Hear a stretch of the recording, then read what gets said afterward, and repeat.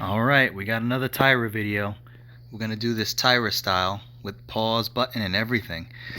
But before we get into his video, it's going to be a little chopped up. I want to make it clear that if you own a dog or a pet or whatever it is, you have the full right to raise your pet however you see fit. That's your prerogative. Whatever you want to do, it's your animal. Just like a child, humans and pets and all that stuff are very resilient, and they can endure a lot. Things that are less than ideal as far as like foods and feeding schedules and exercise and living conditions and all that stuff.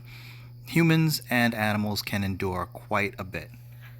So don't worry too much about it. As long as your dog is happy and energetic, you're pretty much okay.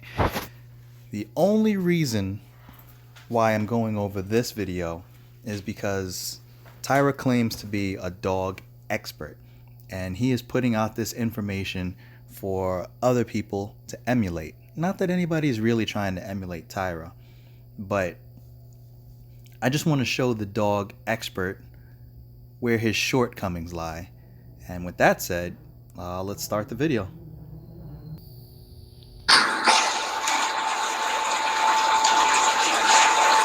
Same thing with the water.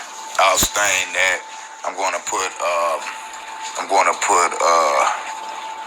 the kennel name on it. You know what I mean? I'll probably burn it in there or something like that. What did you say? Yeah, I train them to do tricks, absolutely. A few tricks, sit, stay, fucking paw, left, right, I'm just going to start working with them. Of course, my older dogs, for those who've been watching me, y'all done seen my older dogs. Alright, notice the smoke that just went by the camera. Has nothing to do with dogs, but this guy claims to not smoke anything. I don't know what he's smoking, probably cigarettes, but there you go. Do what it do. They do what it do. Especially Lola Falana.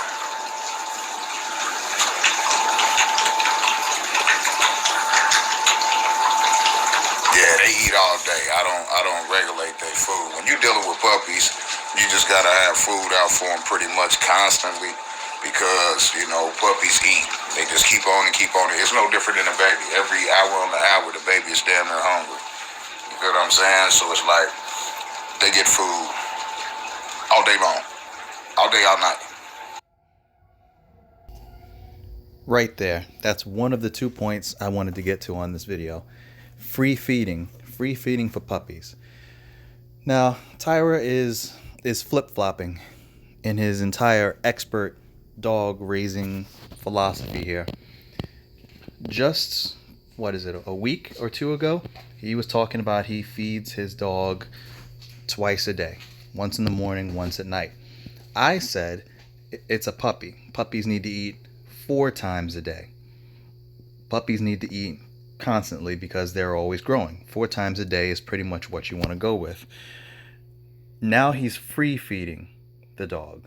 Food is out all the time, full bowl, 24/7. Several problems with that.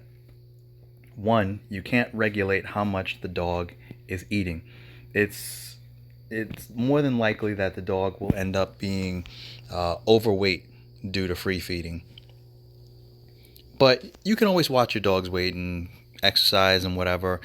It's not a huge deal if you leave too much food and you notice your dog starts to get overweight, because you can always take him out more, take the bowl away, whatever you need to do. But the problem comes in when Mr.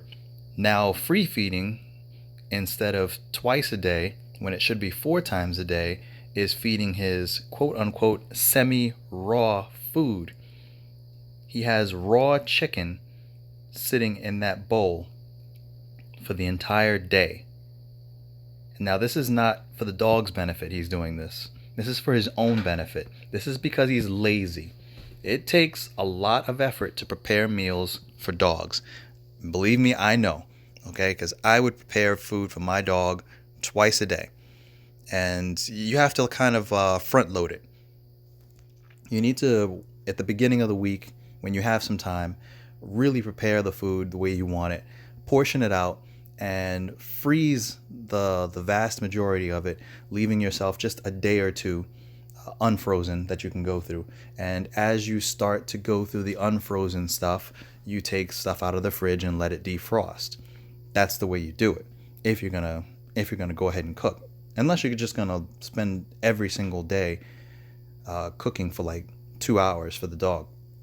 I don't have that kind of time. Anyway, free feeding, that's just lazy. You put the food there because you don't want to think about it. You don't want to worry about it. And what ends up happening is you end up forgetting. You go back and look. Oh, the water bowl is empty. Let me refill it. Oh, the food bowl is empty. Let me refill it. But when did it go empty? Did they knock it over? Did they drink all of it? When did it, how long have they been without water? How long have they been without food? It's an open door to disaster. Anyway, aside from the raw food, the raw chicken being in there all day, the other part of it, of them having free access to food and water all day, is they're going to go to the bathroom whenever they want. The thing about setting a schedule is a dog or a human is going to go to the bathroom a certain amount of time after they eat. If you do this the correct way, you can train your dog better to go to the bathroom outside. If you just leave it there all day, the dog's going to go whenever it feels like it. It's going to dip into its bowl, it's going to eat, it's going to drink, it's going to be full, it's going to go someplace, it's going to go to the bathroom in the house. Maybe on the pad, maybe not on the pad. And now that it's eating raw chicken that's been sitting there all day, well, other things can happen. All right, let's continue to listen to this. There's another part I wanted to address. I might skip forward to it instead of listening to everything else. Come here, King. Come here, boy. Come here, girl. He ain't gonna eat. Watch this. See, they like snacks and shit. They eat all day.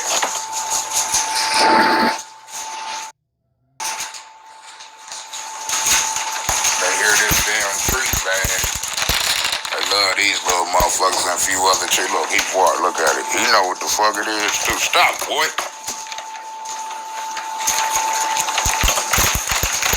You better cut it the hell out. Shut up. He know exactly what it is. Motherfucker, you got food. You want treats. Get off my thing. You are a boy? Here. Here.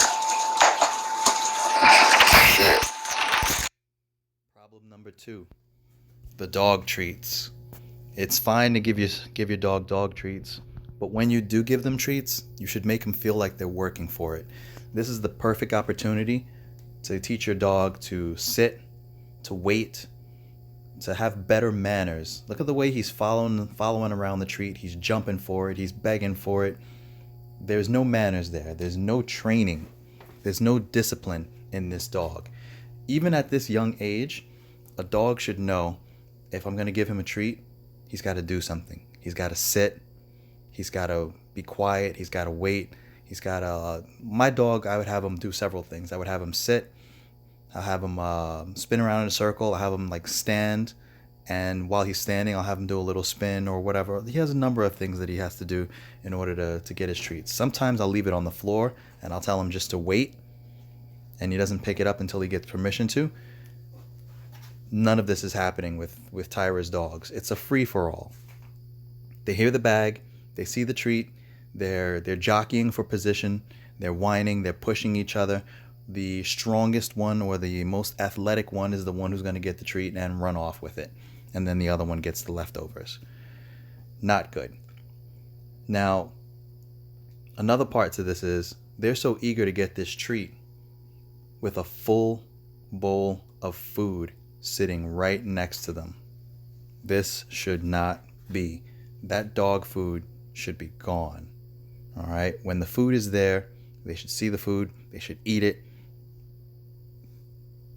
And treats are secondary. These dogs want the treats. Why? Because they're bored with their food, because the food's been sitting there all day and it's probably gone bad. It probably smells bad. Now again, you don't have to be perfect when you're raising your dog, okay? Nobody's saying that you need like a degree in dogology or whatever. There's no reason you have to be perfect. But when you call yourself an expert and you're charging supposedly $5,000 for your dogs, but you're free feeding them so they can be any old weight and they're not trained, and you're feeding them raw food that's been sitting on the floor for the entire day, this is not professional. This is not expert. This is back alley Tyra dog fighting, dog breeding, puppy mill type stuff. Not what you'd expect from a dog expert. That's about it. Just nitpicking a little bit. One of these days I gotta find something good to say about Tyra, but it's few and far between. And I would say something about him calling that woman in the morning and calling her all sorts of names and bugging her, but I don't want to tip my hand on that. We'll touch on that at another point. That's it for now.